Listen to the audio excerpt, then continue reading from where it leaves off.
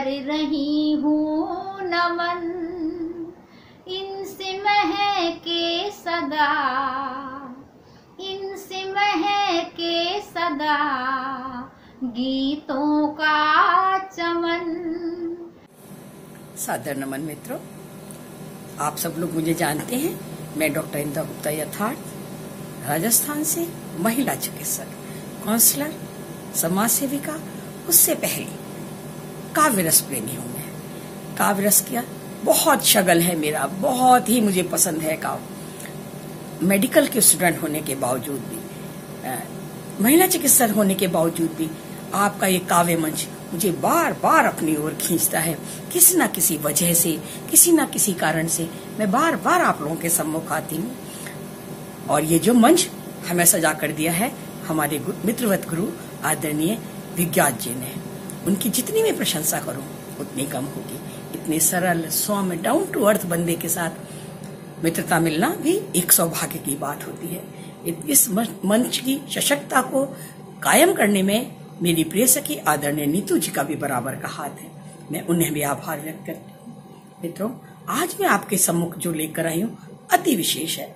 आपके हमारे सब घरों में पाए जाते हैं वो रत्न, बिल्कुल आपके बच्चे। मैं उन बच्चों के, मेरे पास छोटे छोटे रत्न कण हैं जो मेरी काव्य मंजूषा में एकत्रित करके मैं आपके समक्ष लेके आई हूँ। बाल रत्न मंजूषा है मेरी, उनमें मैं 5 रत्न आपके सम्मुख भर के लेकर आई हूँ। मैं एक एक रत्न का आपसे परिचय कराती हूँ, गौर से सुने आप लोग। ये बच्चे 4th, 5th, 6th, 7th, 8th, 12th तक के बच्चे हैं, पर इनकी खासियत ये है ये खुद रचना करते हैं, खुद ही काव्य पाठ करते हैं और हमारे मन को चुरा ले जाते हैं हम लोगों से। मेरे मन को तो चुरा ले जाते हैं। आप लोग सुने तो आपके मन का भी पता चलेगा, संभाल के रखिएगा। पहली मेरी कलमकारा है नन्ही सी रिद्धि नेगी, 6th क्लास में पढ़ती है, उम्र 11 वर्ष है। आपकी रुचि डांस, कविता, पाठन और आप मोहाली से हमारे मध्य पधारी हैं आदरणीय रिद्धि नेगी जी। दूसरे हैं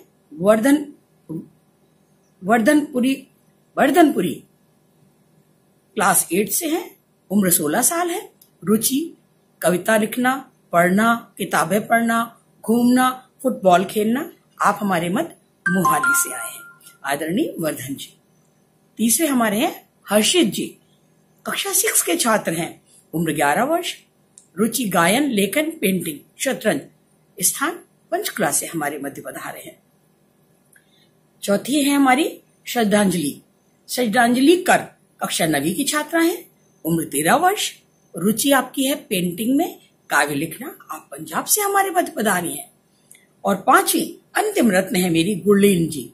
आप कक्षा 12 की छात्रा हैं, उम्र 17 वर्ष है। रुचि लिखना, पढ़ना, पेंटिंग करना और तैरना। आप चंडीगढ़ से हमारे मध्य पधारी हैं। आप सोचें छोटी छोटी उम्र के हमारे रचनाकार हैं, उनको जो रत्न है मैं उनको आपके सामने प्रस्तुत करती हूँ एक एक कर। नवदीप प्रज्वलित होते कण कण में उजास भरे। नवदीप प्रज्वलित होते कण कण में उजास भरे। भांति भांति के रत्न यथार्थ, भांति भांति के रत्न यथार्थ। लिए रत्न मंजूषा आज भरे, लिए रत्न मंजूषा आज भरे। मित्रों, नन्ही नन्ही झिलमिलाती लेखनियों की रोशनी कलमकारों की आंखों में दीप्त होती है, दिखती है। ज्यादा समय न लेते हुए अब मैं एक शाम बाल रत्न मंजूषा के नाम काव्य गोष्ठी में माँ शारदे को नमन करती हूँ और वंदन के साथ आरंभ करती हूँ आज की गोष्ठी का। माँ शारदे की कृपा से लेखन चहु उतंग, माँ शारदे की कृपा से लेखन चढ़े उतंग। नन्ही नन्ही लेखनी लिखती नव रस छंद, नन्ही नन्ही लेखनी लिखती नव रस छंद। अब मैं आपके मध्य प्रथम अपनी रत्न मंजूषा से प्रथम रत्न को लेकर आ रही हूँ। छोटा पैकेट बड़ा धमाका। आप सिर्फ 11 वर्ष की हैं, कक्षा 6 में पढ़ती हैं, नाचना और गाना आपको बहुत पसंद है। आदरणीय रिद्धि नेगी जी, आप मोहाली से हमारे मध्य पधारी हैं।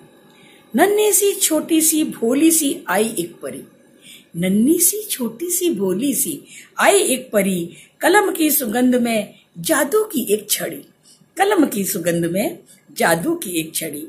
ऐसी ही जादू की छड़ी को लेकर अपनी स्वरचित रचना को लेकर प्रस्तुत हो रही हैं मेरी प्यारी सी बिटिया आदरणीय रिद्धि नेगी जी। रिद्धि जी, आप मंच पर आओ बेटे और अपना पाठ करो।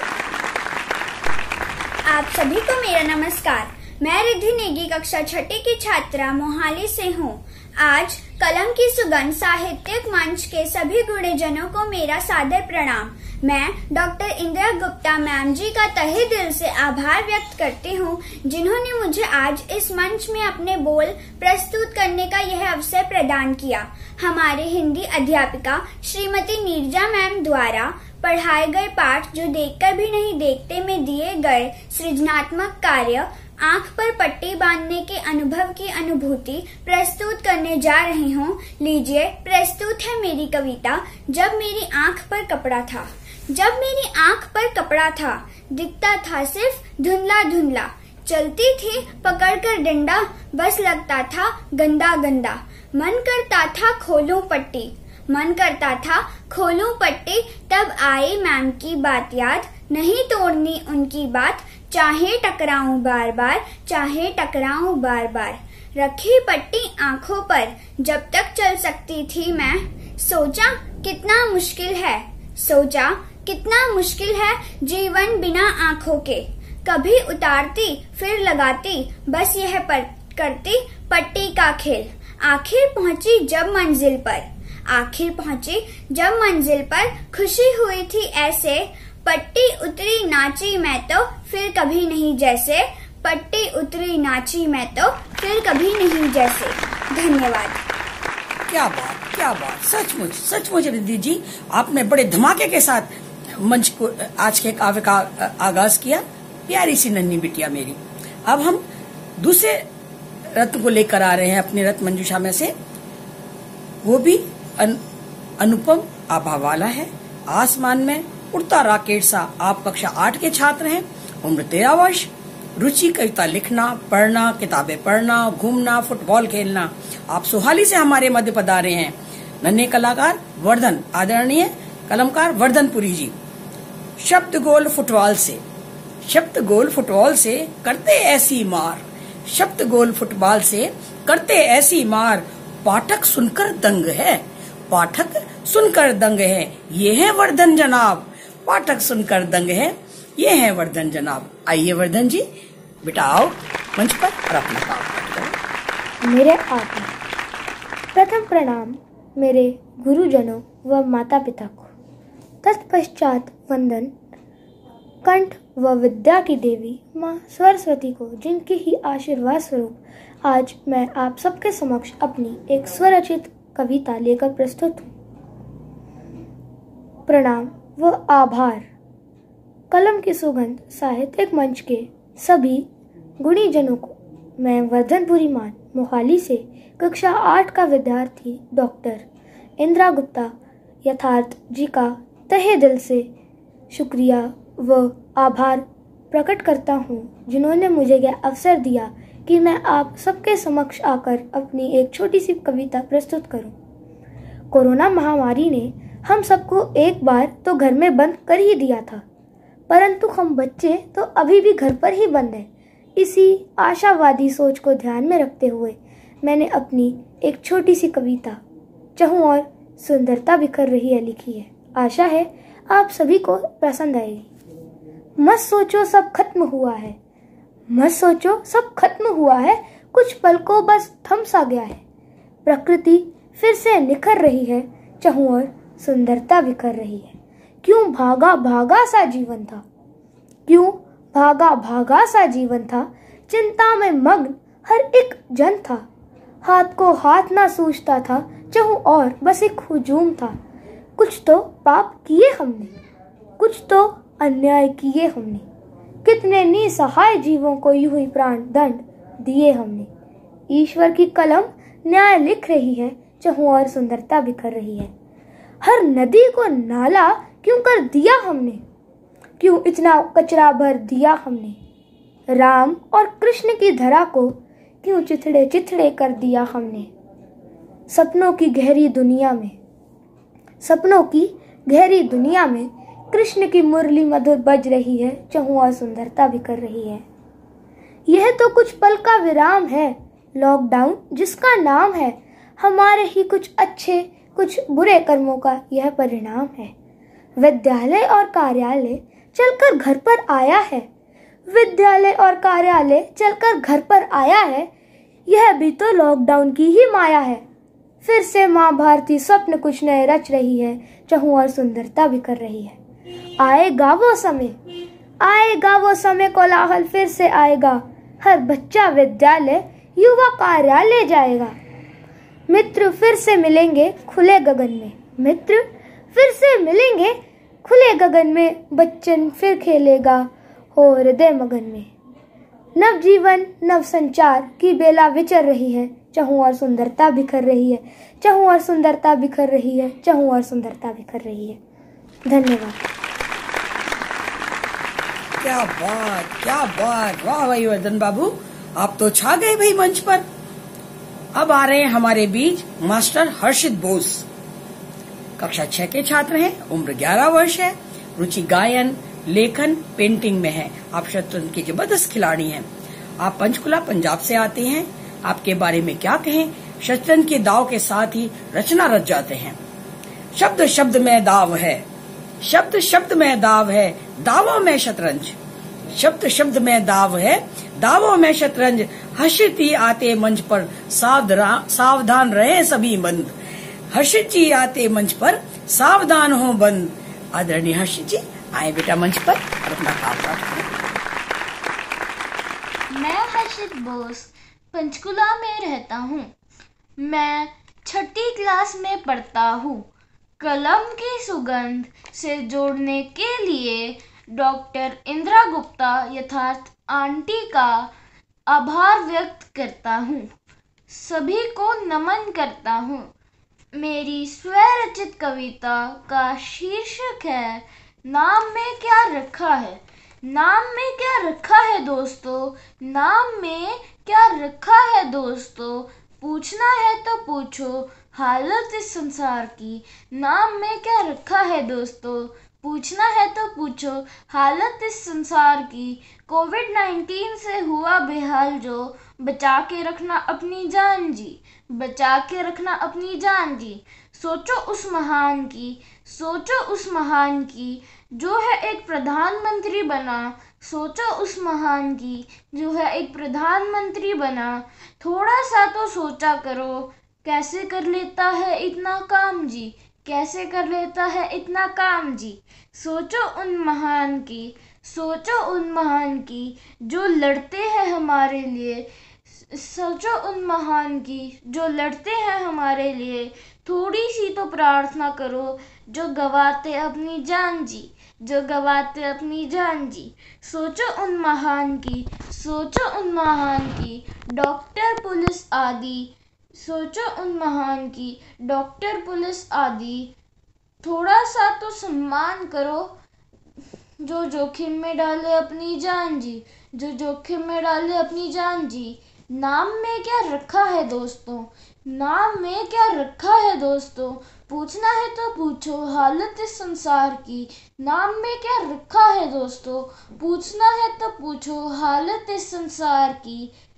कोविड-19 से हुआ बेहाल जो, बचा के रखना अपनी जान जी, बचा के रखना अपनी जान जी। धन्यवाद। वाह, सोचो उस महान की, क्या बात हर्षी जी। छोटी सी उम्र और विचार इतने गहरे, बहुत खूब बेटा। अपनी बाल रत्न मंजूषा से अब मैं जिस प्यारी सी सुकुमार सी बिटिया को आपके संग मंच पर ला रही हूँ, रानी श्रद्धांजलि कर, जो हाँ जी आप कक्षा 9 की छात्रा हैं, उम्र 13 वर्ष है, रुचि पेंटिंग और काव्य लिखना। आप पंजाब से हमारे मध्य पधारी हैं। इतनी छोटी सी उम्र में माँ और माँ के दूध की कीमत वो खूब उतारना जानती है। नन्ही कलम सिखा रही, नन्ही कलम सिखा रही कितनी अद्भुत बात। नन्ही कलम सिखा रही कितनी अद्भुत बात। माँ का दूध व्यर्थ नहीं, कुदरत की सौगात। माँ का दूध व्यर्थ नहीं, कुदरत की सौगात। आइए श्रद्धांजलि जी मंच पर आए और दूध की गंगा बहाएं। आदरणीय श्रद्धांजलि। मंच को नमन, माँ शारदी को नमन, कलम की सुगंध के साहित्यिक मंच के सभी गुणीजनों को मेरा सादर नमन। मैं श्रद्धांजलि केवी मोहाली से आज आप सभी के समक्ष अपनी स्वरचित कविता प्रस्तुत करने जा रही हूँ। मेरी कविता का शीर्षक माँ का दूध। मेरी कविता कुछ इस प्रकार है। देखा है सुना है और यह है जाना, देखा है सुना है और यह है जाना, माँ का दूध सबसे पौष्टिक आहार है माना। शिशु और माँ के बीच प्यारा रिश्ता इसने बांधा, शिशु और माँ के बीच प्यारा रिश्ता इसने बांधा। शिशु के लिए जरूरी यदि विटामिन है बढ़ाना, शिशु के लिए जरूरी यदि विटामिन है बढ़ाना। रोते हुए बच्चे को जब माँ का दूध मिलता, न जाने उसके मुख पर कैसा हर्ष दिखता, न जाने उसके मुख पर कैसा हर्ष दिखता। वह पल वह खुशी भगवान हर किसी को देता, वह पल वह खुशी भगवान हर किसी को देता। एक रोते हुए बच्चे को माँ का दूध शांत करवा देता, एक रोते हुए बच्चे को माँ का दूध शांत करवा देता। एक शिशु माँ के दूध के रूप में अमृत का पान करता। मैं क्यों इस अमृत का स्वाद भूल गई, क्यों समय के साथ इसका स्वाद हो जाता गुम, क्यों समय के साथ इसका स्वाद हो जाता गुम। पर देखो जब छोटे भाई को, पर देखो जब छोटे भाई को उसकी मुख की खुशी हर चीज जाहिर करती, उसके मुख की खुशी हर चीज जाहिर करती। उसको देख मुझे यह समझ आया, उसको देख मुझे यह समझ आया, क्यों यह अमृत कहलाता। काश मुझे वह एहसास वापस मिल जाता। पूरे विश्व को अमृत पान करवाती है, पूरे विश्व को अमृत पान करवाती है। वह हर किसी की माँ कहलाती है। गुड़ और रोटी वह चाव से खाती है, गुड़ और रोटी वह चाव से खाती है। वह हर किसी को अपना मीठा दूध देती है, वह हर किसी के दिल में बसती है। वह पूरे विश्व की माँ गौ माता कहलाती है, वह पूरे विश्व की माँ गौ माता कहलाती है। कृष्ण की तो लीला अनोखी, कृष्ण की तो लीला अनोखी। जन्म उन्हीं देवकी ने दिया, मगर अमृत माँ यशोदा से लिया। जन्म उन्हीं देवकी ने दिया, मगर अमृत माँ यशोदा से लिया। फिर क्यों कृष्ण अमृत दाता को भूल गए? क्या हुआ ऐसा कि वापस गोकुल ही ना आए? क्या हुआ ऐसा कि वापस गोकुल ही ना आए? कृष्ण की तो लीला अपरंपार, कृष्ण की तो लीला अपरंपार। मगर माँ यशोदा बैठी ताकि अपने द्वार, मगर माँ यशोदा बैठी ताकि अपने द्वार। धन्यवाद। अप्रतिम, अप्रतिम, क्या बात कही बेटा आपने। लाख टक्के की दूध अपनी माँ का हो या गाय का हो, दोनों ही पौष्टिक होते हैं। लाजवाब बात कही बेटे आपने। मैं डॉक्टर इंदा गुप्ता यथार्थ अपनी बाल रत्न मंजूषा से आखिरी रत्न को लेकर आपके सम्मुख आ रही हूँ। ये रत्न थोड़ा बड़ा और समझदार है। आदरणीय गुरलीन जी, आप 12वीं क्लास में पढ़ती हैं, 17 वर्ष की हैं। लेखन पाठन, पेंटिंग, गाना गाना और तैरना आपकी रुचि है। आप चंडीगढ़ से हमारे मध्य बता रही हैं। वही है वीर जो राष्ट्र का गुणगान करते हैं, वही है वीर जो राष्ट्र का गुणगान करते हैं। जला कर दे औरों के लिए दिनमान बनते हैं। ऐसी वीर काव्य को लेकर आ रही हैं आदरणीय गुरलीन जी हमारे मध्य। आओ बेटे मंच पर अपना काव्य पाठ करो। शारदी को नमन, मंच को नमन। कलम की सुगंध साहित्यिक मंच के सभी माननीय गुणीजनों को मेरा सादर नमन। मैं गुरलीन कक्षा 12वीं चंडीगढ़ से आप सभी को सादर नमन करती हूँ। मैं डॉक्टर इंदिरा गुप्ता मैम जी का तहे दिल से आभार व्यक्त करना चाहूंगी, जिन्होंने मुझे कलम की सुगंध मंच से जोड़ा और मुझे अपनी स्वरचित कविता का पाठ करने का एक शुभ अवसर प्रदान किया। मैम, आपका तहे दिल से आभार। मैं आज आपके समक्ष एक कविता लेके प्रस्तुत हूँ जो देशभक्तों के ऊपर है, जो कुछ इस प्रकार है। शब्दों का जाल बुनते समय, शब्दों का जाल बुनते समय वाणी भी सावधान हो जाती है जब मन में विचार आता है देशभक्तों का। देशभक्त कोई यूं ही नहीं बन जाता, हौसलों का बुलंद होना जरूरी है। देश के प्रति अटूट निष्ठा और प्रेम जरूरी है। जो डर से रूह तक कांप जाने पर भी, जो डर से रूह तक कांप जाने पर भी पूरे हौसले से लड़े, वह है देशभक्त। फांसी के फंदे के पास होते हुए भी, फांसी के फंदे के पास होते हुए भी भगत राजगुरु सुखदेव जैसे वीर जो अपने देश के लिए मौत को गले से लगाए, हाँ वह है देशभक्त। मौत का एहसास होते हुए भी जो कदम ना पीछे मोड़े, वह है देशभक्त। हर एक सिपाही है देशभक्त, हर एक डॉक्टर है देशभक्त जो मौत के करीब होते हुए भी दूसरों की जान बचाना चाहे। कोरोना वायरस का पूर्ण उपचार ना होते हुए भी जो पीड़ित का उपचार करे, हाँ वह है देशभक्त। कहते हैं जंग में शहीद हुए जवान की मां को कोई उसका बेटा नहीं लौटा सकता। कहते हैं जंग में शहीद जवान की मां को कोई उसका बेटा नहीं लौटा सकता। ये पूर्णतः सत्य है, पर मेरे अनुसार बस गर्व रह जाता है उस मां के हृदय में, बस गर्व रह जाता है उस मां के हृदय में कि धरती मां की कोख में जा समाया है वो, कि भारत मां की कोख में जा समाया है वो, और जिंदा रहेगा वो हजारों करोड़ों लोगों के दिलों में, और जिंदा रहेगा वो हजारों करोड़ों लोगों के दिलों में। यूं ही आश्चर्यचकित थी मैं, यूं ही आश्चर्यचकित थी मैं अपनी वाणी के सावधान हो जाने पर अब समझ में आया जब बात आती है देशभक्तों की, जब बात आती है देशभक्तों की तो गर्व से ऊंचा उठ जाता है मेरा सर, तो गर्व से ऊंचा उठ जाता है मेरा सर, और देश के लिए कुछ कर गुजरने का जज्बा आता है मेरे अंदर, और देश के लिए कुछ कर गुजरने का जज्बा आता है मेरे अंदर। धन्यवाद। इन्हीं विचारों के साथ मैं गुरलीन अब आपसे अलविदा लेती हूँ। आशा करती हूँ आपको मेरी कविता पसंद आई। धन्यवाद। लाजवाब लाजवाब। तुम और लेखनी दोनों को प्रणाम। पाठकों, श्रोतागणों, अब आपकी बारी। अब इन्हीं लेखनियों को कितना सराहते हैं आप ध्यान से देखते हैं। इन्हें आपके आंगन में खेलते बच्चे ही नजर आएंगे। नन्ही पौधे निखर रही हैं, नन्ही पौधे निखर रही हैं, आओ उनका सम्मान करें। नन्ही पौधे निखर रही हैं, आओ उनका सम्मान करें। बेटा बेटी एक बराबर, बेटा बेटी एक बराबर, आओ ये पैगाम भरें। बेटा बेटी एक बराबर, आओ ये पैगाम भरें। इसी संभाव के संदेश के साथ मैं डॉक्टर इंदिरा गुप्ता यथार्थ अपने इस बाल रत्न मंजूषा को विराम देती हूँ। फिर उपस्थित होंगी इसी तरह किसी शाम इन्हीं और नए नन्हे बाल कलाकार, बाल कलमकारों को लेकर। अपने बच्चों, अपने बुजुर्गों का ध्यान रखें और स्वस्थ रहें। बेटियों की रक्षा करें, बेटियों के स्वास्थ्य की ध्यान दें, बेटियों पर संस्कार दें अपने बेटों को। इन निवेदन के साथ मैं डॉक्टर इंदिरा गुप्ता यथार्थ आपके इस कलम की सुगंध मंच को बहुत बहुत सम्मान प्रेषित करते हुए अपने काव्य को विराम देती हूँ।